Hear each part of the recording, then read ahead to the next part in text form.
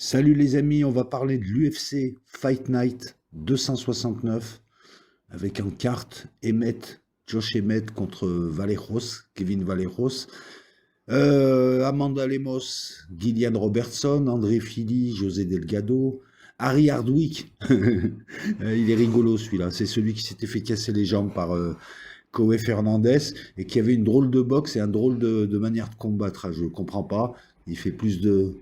Ouais, il a une tête de prof de maths pédophile. Voilà, contre Marwan Raiki, qui démarre. Qu'est-ce qu'il y a encore? Oumar Sy contre Yon Kutelaba. Ça va être un combat intéressant. On a un vieux briscard, Kutelaba, un vieux provocateur, qui va servir de porte-entrée à Oumar Sy. Oumar Sy qui a gagné son dernier combat, mais qui a perdu le précédent en se tétanisant tout seul face à un mec qui avait juste un coup, c'était un gros frappeur, mais il avait que ça. Et Oumar Sy, bah, il s'est bloqué. Donc là, on lui donne le même profil, mais un cran au-dessus. Est-ce qu'il va passer, ce profil? Parce que là, il joue la porte du top 15. Oumar Sy, qui est un excellent lutteur, on va voir ça ce soir. Charles Johnson, Bruno Silva. Chris Curtis, pareil, combat intéressant contre Mick Tibek. Putain, comment tu veux t'appeler Mick Tibek? Mick Tibek qui aime les bons becs. Non, Mick Tibek. Orolbaï. Bon, voilà, il est connu, hein. Ah, le mec, c'est simple. Mick Tibek, Orolbaï. Le mec, sa tête, c'est on dirait un rocher. On dirait un rocher, mais c'est un rocher de montagne. Où il y a toujours du vent qui passe dessus. Non, laisse tomber, le mec, tu le regardes, t'as mal. Voilà. Je pense que ça va donner un beau combat. Maintenant, Orolbaï, dans la catégorie mi-moyen, il n'a pas choisi le parcours le plus simple. Ben, c'est pas sa catégorie. Sa catégorie, elle est en dessous. Donc, il va tomber sur des mecs. Alors, lui, il va prendre du poids. Mais les mecs qui sont dans cette catégorie, eux, ils viennent du dessus. Donc, résultat, il va y avoir encore un écart d'une ou deux tailles. Et là, Chris Curtis, c'est un bourrin. Je suis désolé. Mais, attention. Enfin, quand je dis c'est un bourrin, hein, tu me comprends, hein, à leur niveau. Il y a la puissance qui va avec. Donc, moi, je vais mettre au roll-by quand même. Parce que ce gars est très talentueux. Ce gars encaisse beaucoup. Mais attention, voilà. Victor Petrino, Steven Asplund, Elijah Smith, Soo Young Yu, Bolagioki contre Manuel Sosa. Ah, attends, Bolagioki, il n'était pas contre un Français il n'y a pas longtemps? Là, je comprends pas. Ben, je souhaite bien du plaisir à Manuel Sosa parce que Bolaji Oki, je l'ai vu contre Mason Jones, ça frappe. Je pense que Bolaji va gagner, surtout que l'autre il démarre. Vous êtes dégueulasse de lui mettre Bolaji Oki. Il vient de démarrer, le gars, t'as l'impression qu'ils l'ont embauché, mais qu'ils veulent le débaucher. Eric Anders, Brad Tavares, Beatrice Mesquita, Montse Randon, Lual Lacerda et Cher Sosa qui rentrent. C'est un des frères Sosa, Pira Rodriguez, Sam Hughes. Écoutez, les amis, il y a beaucoup de noms que je connais pas. Il y a beaucoup de débutants ou de gens dont j'ai pas vu les combats. Au lieu de faire comme certains, d'aller voir leurs fiches et d'inventer un truc, moi je préfère te dire que la carte, là c'est la vidéo prono. Je vais regarder les combats. Et ensuite j'aurai une idée de ces gens. Et puis pour beaucoup je les découvrirai. Et puis pour certains je vais les suivre. Voilà. Par la suite. Donc pour les combats que je peux pronostiquer, je dirais au roll-by. Oumar Sy là-bas, on va voir. Tout dépend de comment il va démarrer. Hardwick, je vais le regarder pour rigoler.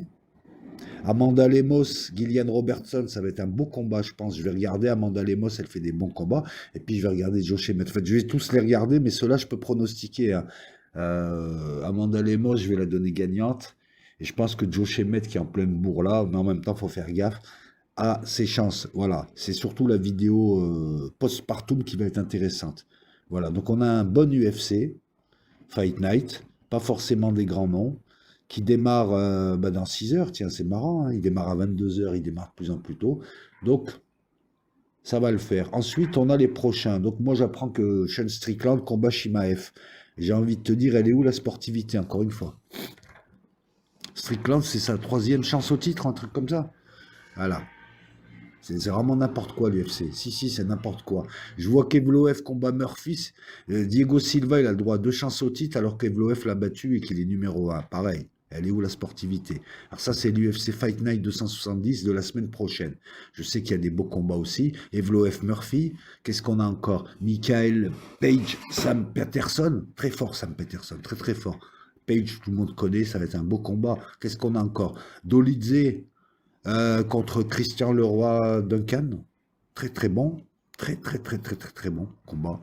Ouais, oui, je pense que ça va être sympa. Mason Jones, Axel Sola, pareil, Axel Sola, il arrive à l'UFC. Premier combat, on lui donne quand même un mec qui est un client. Deuxième combat, vous lui donnez Mason Jones. Waouh! En fait, Axel Sola, il vient de te livrer en pâture à Mason Jones pour le faire monter. Voilà, à toi de faire déjouer des pronostics. Nathaniel Wood, Losen Keita, je regarderai aussi. Losen Keita qui démarre, j'espère qu'il va gagner. Mario Pinto contre Felipe Franco. Antonio Troccoli, je te dis déjà qu'il va perdre. Contre Mantas, Kondrata Vicius, hein, qui démarre, qui est Vicius, qui démarre et qui va gagner. Voilà, donc on aura le temps de le voir. Et bon donc, je voulais commenter avec toi un petit peu. Quoique non, je les commenterai en temps et en heure. Non, mais bon, voilà quoi. Donc on a UFC 328. Non, sérieusement, c'est UFC 328 avec Sean Strickland, Shimaev. Bref, je comprends pas. Par contre, je suis très content de ne pas voir Colby Covington à la carte UFC. Il a beau essayer de jouer au suceur magare, que le type con comme un balai. Enfin bref, il raconte n'importe quoi. Même à la Maison-Blanche, son ami Donald Trump n'a pas voulu de lui. Cette carte à la Maison-Blanche est une fumisterie de plus en plus, et je m'aperçois que tout le monde dit la même chose, parce que tant qu'à faire des combats pourris, je t'avais dit, là, ça sert à rien de faire des combats de vieux, de ramener des mecs, genre Vidal machin, mais quand tu vois Kyle Dokos ou Bonical, tu te dis finalement peut-être que, non, mais ils auraient dû mettre des combats féminins, ils auraient dû prendre Ronda Rousey contre Gina Carano finalement. Voilà, tant qu'à faire des combats. Et à la limite, je me dis, voilà, Covington, il n'y est pas, John Jones n'y est pas. McGregor, je t'avais dit qu'il n'y serait pas. McGregor, je ne sais pas s'il recombattra. McGregor, c'est juste une fumisterie. Alors, on te fait croire qu'il veut, mais que c'est annulé. Non, non. Jones et McGregor, ils sont pas fiables. Un jour, il dit oui, le lendemain, il dit non, et puis il t'abandonne la veille. Voilà. Colby Covington n'a plus le niveau de rien du tout, ce mec-là. Il raconte n'importe quoi. Après avoir choisi le personnage du séducteur, alors, tout le monde sait qu'il est homosexuel. Hein, tu savais pas? Ben, je te le dis. Hein, non, mais c'est rigolo, le mec. Depuis quelques années, il joue le rôle du maga raciste, comme Sean Strickland. Ça marche aux USA. Voilà. Dès que t'es musulman ou t'es tchétchène, t'es un terroriste. Il raconte n'importe quoi. Et puis, je veux dire, il a plus le niveau. Pendant un an ou deux, il était là. Bon, Kamaru Ousmane l'a remis au pas. C'est typiquement le mec qui a aucune personnalité, qui est juste un déchet, un clone d'une Amérique raciste. Voilà. Il explose parce que l'UFC ne l'a pas mis à la Maison Blanche. Mais pourquoi tu devrais te mettre? Tu me diras quand tu vois Kyle Dokos, tu te poses des questions aussi. Mais voilà. Et puis ce genre si en fait à l'UFC réussissent ceux qui font les plus les guignols, ceux qui insultent le plus la religion des autres et qui balancent le plus de propos racistes, et ceux qui ont le plus de fans et ceux qui se mettent des perruques vertes, au bout d'un moment, je pense que voilà, il serait temps qu'une autre orga apparaisse et qu'on arrête ces cloneries, parce que là, on va vers du catch, on va vers des personnages joués par des gens qui sont de mauvais acteurs, qui propagent quoi? De fausses rivalités, mais basées sur des haines. C'est même pas crédible. Les gens n'y croient pas, à moins d'être un gros débile. Et puis le niveau a baissé. Et puis encore une fois, les catégories se bloquent, c'est toujours les mêmes depuis des années. Donc au bout d'un moment, tu t'aperçois, merde, c'est toujours les mêmes combats, comment on fait? Voilà. Faut les dégager, ces gens. Tu combats 2 fois par an. Si tu as le titre, au bout de 6 mois, tu dois défendre ton titre. Sinon, tu poses le titre, tu repars. Même si tu es blessé. 2, si tu perds trop de combats, au bout d'un moment, tu dégages. 3, je sais pas, essayer d'être clair aussi. Il y a des gens, ils sont même pas top 15, alors qu'ils sont excellents. Tu as des gens, ils sont dans le top 10, tu comprends pas ce qu'ils foutent. T'as des gens, ils perdent 6 fois, ils sont là. T'as des gens, ils gagnent 6 fois, ils sont éliminés. Voilà. Non, mais c'est nous, on vient voir le sport. Je te saoule avec ça, mais c'est de plus en plus. Voilà. Donc on a peut-être quelques beaux combats, mais enfin, Sean Strickland, je suis désolé. Non, j'espère que Shimaev va le défoncer. Voilà, clairement. Le défoncer sous tous les angles, parce qu'en plus, le type est une merde humaine.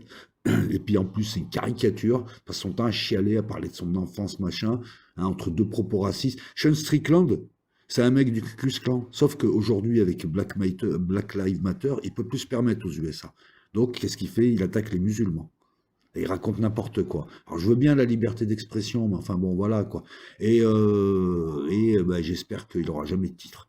Voilà. Non, mais si l'UFC, c'est pour mettre des bouseux américains racistes et cons comme des balais, voilà. Donc, Colby Covington n'est pas content, McGregor n'est pas content, ils sont pas sur la carte, et c'est pas plus mal. Voilà. Maintenant, on aurait pu organiser des combats avec des gens, je sais pas, je comprends pas cette putain de carte, sérieux. Ils ont 5 milliards de combats à faire, et ils te sortent des combats, je comprends pas. Ayman Zahabi contre je sais pas qui, mais c'est quoi ce... Même l'UFC Fight Night peut-être pas de ce soir, mais j'ai vu des UFC Fight Night qui avaient des cartes bien plus alléchantes. La Maison Blanche, le combat de l'année. La réalité, c'est que ça leur coûte des sous. Ils ont réduit la carte de moitié. Et malgré ça, voilà, je comprends pas. T'as un combat intéressant. Et encore, faut pas qu'il soit annulé. Pereira gagne, c'est tout. Hein, non, mais Topuria Gedji, franchement, voilà, ça aurait été bien. Topuria, Makhachev. Ah, moi, je te la fais la carte. Je te fais des combats. Même en lourd, il y avait de quoi faire. Il ne met pas de Russes. Parce qu'ils sont Russes. Ils mettent pas de femmes. Quand tu mets pas de femmes, il y a des combats à faire. Tu aurais pu prendre. Il y a deux, trois Chinoises là dont je me souviens à peine le nom, je ne vais pas l'écorcher. Tu aurais pu les mettre. Alors Kayla Harrison, elle est blessée, mais tu en as d'autres. Tu pouvais faire une carte de 12, ronflante, sans claquer de thunes. Et c'est là où justement t'es malin, ouais, tu nous prends pas Ned Diaz. Mais Ned Diaz, c'est quoi? Faut arrêter l'irrationnel. Ce mec, c'est qui? Il a fait un combat contre McGregor. Et après, il a fait des grimaces comme un singe. Et c'est ce qu'il fait tout le temps. Non, je suis désolé. Quand tu es normal et tu regardes Ned Diaz, tu te dis, on dirait un cas social, on dirait un handicapé, le mec. Il est là, il fait la tête, machin, il est défoncé et tout. Et puis au combat, je suis désolé. Le mec, il fait ce qu'il peut, il peut pas plus que ça. Il n'a pas de titre. Il boxe 15 minutes par round pour surprendre l'autre. Il n'a pas de titre. C'est ça les stars. Putain, on a les stars qu'on mérite. Non, mais je suis désolé, tu me dis Randy Couture, tu me dis Tito Ortiz, tu me dis Chuck Liddell, tu me dis Rampage, ouais. Tu me dis Wanderlei Silva, tu me dis quoi encore comment il s'appelle Vitor Belfort. Tu me donnes des gens comme ça, ouais. Là, c'est des légendes, tu t'en rappelles, 20 ans après. Qui encore? Tu me dis Brock Lesnar, qui vient du catch, mais qui, voilà, Brock Lesnar, il prend un titre et puis il savait faire. Tu me dis Frank Mir, tu me dis, je prends les grosses catégories, tu me dis Demetrius Johnson, qui encore? Voilà. Là, ouais. Même au niveau de la provoque, les rivalités entre comment il s'appelle, Wanderlei Silva et Rampage, par exemple, tout un tas de trucs. Ok, mais là, les mecs, ils sont en carton-pâte. L'autre, il se met une perruque de clown, il se met un nez de clown, ça y est, wow, j'ai du charisme. Ouais, Colby Covington, c'est quoi son charisme? Pendant un an et demi, il était plus ou moins bon, il a ouvert sa gueule et aujourd'hui, il continue à dire que c'est. Voilà, il s'est fait défoncer par Buckley. Une bière. Voilà, donc qu'est-ce qu'il y a encore? Shevchenko, elle aurait pu combattre. Saroukian, voilà, qui vient de battre Mokaev en grappling. Non, voilà. Qui y a encore? Mais t'en as plein des mecs. Belal Mohamed, il te fait des super combats. C'est parce qu'il s'appelle Belal, t'en veux pas? Parce qu'il est palestinien? Non, on aurait pu le mettre sur la carte de la Maison Blanche. Qui y a encore? T'en as plein, plein, plein. Mais non, on t'a fait une carte de merde. Alors elle va changer, j'espère la carte qu'elle va changer. Ouais, je pense bien. Voilà. Je pense que l'UFC, attends, faut comprendre. En fait, voilà ce qui s'est passé. Je finirai la vidéo là-dessus. Donald Trump leur a dit, je veux mon UFC. Donald Trump, faut pas le contrarier. Dana White, c'est son obligé. Il s'est dit, il faut faire un UFC. Et ils ont fait leur calcul, ils se sont aperçus qu'ils perdaient 20 millions. Merde, comment on fait? Il faut le faire, mais... Donc on va le faire, mais pas trop perdre d'argent. En espérant que l'an prochain, il ne faudra pas le refaire. On va faire une petite carte. On va essayer. Parce qu'ils n'ont même pas cherché à vendre des pay-per-view. D'ailleurs, je ne sais même pas s'ils en font encore avec le Paramount. Donc, petite carte. Ah ben non, ils en font plus. Voilà. Donc, on perd de l'argent, on va limiter la casse. Et puis, on ne va pas proposer des contrats mirobolants parce que, pareil, on perd de l'argent. Donc, à la fin, on a Kyle Dokos. C'est ça l'explication. Hein. Il ne te le dira pas comme ça. Non, parce que ce que je veux dire, ce que je te dis, il aurait dû, ils peuvent le faire. Pourquoi ils ne l'ont pas fait? Parce qu'ils ne peuvent pas te le dire. Ils auraient pu mettre Adesanya, l'autre Travelo. Ils auraient pu mettre un Prochaska qui te fait le spectacle. Ils n'ont pas fait parce que ça coûte de l'argent. Les bonnes affiches. Voilà, ils sont allés voir les vieux de la vieille et puis ils se sont aperçus que les mecs, voilà, encore une fois, deux mecs pas fiables et Colby Covington qui sert à rien, quoi. C'est un Kleenex de gloriole. Elle est là, la réalité. Et ils nous l'ont vendu quand même, cette carte, au lieu de fermer leur gueule. Non, la carte 300 était meilleure. Tu as des UFC numérotés, même tu as des UFC Fight Night qui sont meilleurs. Donc non, c'est pas que. Ils sont gênés aux entournures, ils sont obligés de faire un UFC à la Maison Blanche, ils voulaient pas le faire. Voilà. Et puis aussi un truc, hein, les gros combats ça coûte cher, il faut les mettre sur des UFC qui font du pognon pour rentabiliser. En général, un UFC, tu fais à peu près 20 millions de recettes, billetterie. Après, tu as tout ce qui est consommation, boisson, machin, ceci, cela, publicité, etc., etc. Donc à la fin, ils retirent une fois qu'ils ont tout payé, ils retirent un petit billet. Mais normalement, les recettes, avant le contrat Paramount, ils faisaient à peu près 20-22 millions de recettes. Simple, sans compter les pay-per-view de l'époque, sans compter tous les autres trucs. Voilà, donc je ne sais pas trop comment ils grattaient. En tout cas, ils devaient gratter de l'argent parce que c'est quand même une organisation qui est valorisée. Là, je ne sais plus comment ça marche, mais tout ce que je sais, c'est qu'il n'y a pas les pay-per-view. Parce que là, ils t'auraient mis des gros noms, je pense. Ils seraient récupérés en pay-per-view. Les Américains achètent beaucoup de pay-per-view. Là, non, voilà. Donc 6 combats, vite fait, bien fait, pas un de plus. Je pense qu'il y en a un ou deux qui vont changer. Ils vont quand même peut-être lâcher un peu le billet, parce que Bonical, Kyle Dokos ou Heyman The Bee, là, je sais pas quoi, ça a du mal à passer, parce que c'est des types, c'est des bons combattants, mais enfin, on comprend pas trop, quoi, le combat, qui va voir ce combat? Qui va voir ce combat? T'as des tueurs. Ils avaient la possibilité de mettre Dustin Poirier. Dustin Poirier, il est fiable. Et Dustin Poirier, il combat.